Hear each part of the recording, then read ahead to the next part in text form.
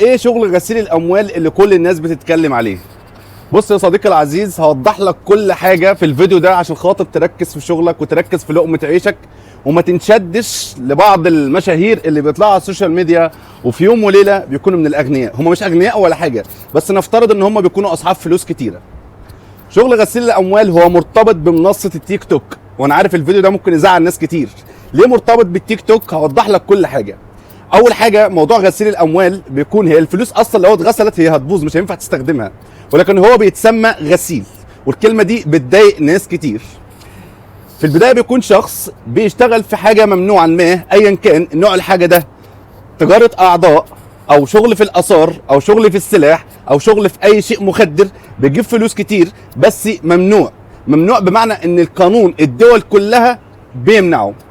فالشخص ده بيكسب 50 مليون، ايا كان نوع ال 50 مليون دول عملتهم ايا كان نوعها ايه، كبير جدا، كسبوا بطريقه سهله جدا وبسيطه جدا، ما تعبش فيها.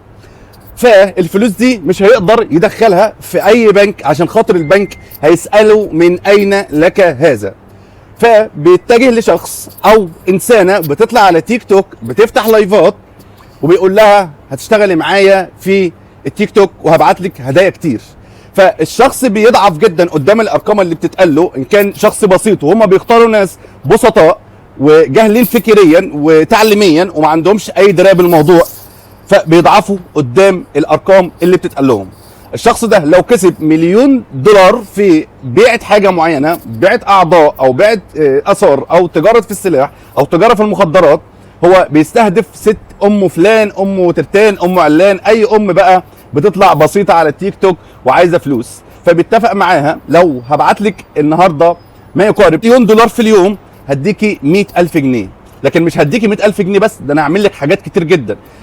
فالناس كتير بتضعف انها محتاجه الشهره ومش عارفه توصل للشهره ازاي، وبتلاقي طريقه سهله جدا تاخد منها اموال.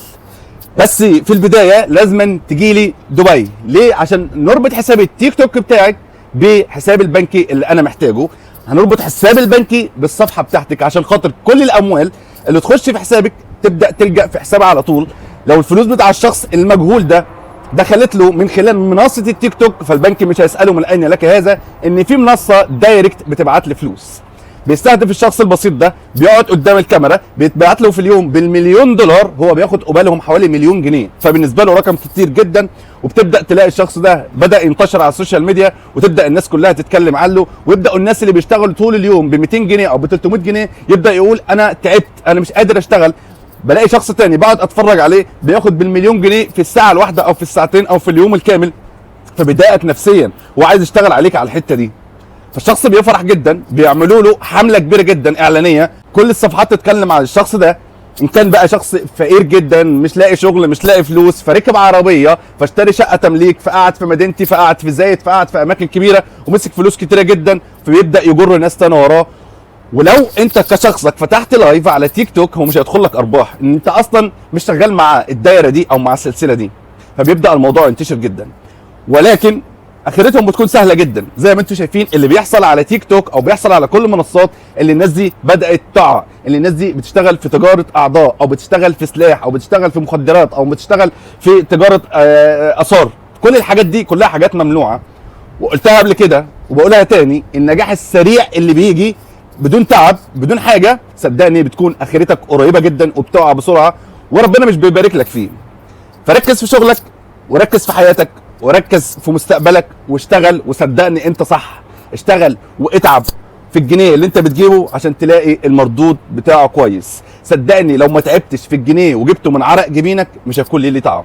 اي نجاح بتتعب فيه بتعرف تلاقي طعمه كويس جدا. الحرام اللي بيجي بسرعه بياخد قدامه الحلال الكتير. السلام عليكم، اشوفكم على خير، واتمنى الكلام اللي انا قلته ده يكونوا فهمته ويكون وصل لك، وما تفكرش ان الناس دي ما بتتعبش في اي حاجه. كل ما في الموضوع ان هم بيكونوا عباره عن قاعدين قدام الشاشات، لكن ما خلف الشاشات هو كلام كبير جدا. سلام، اشوفكم على خير.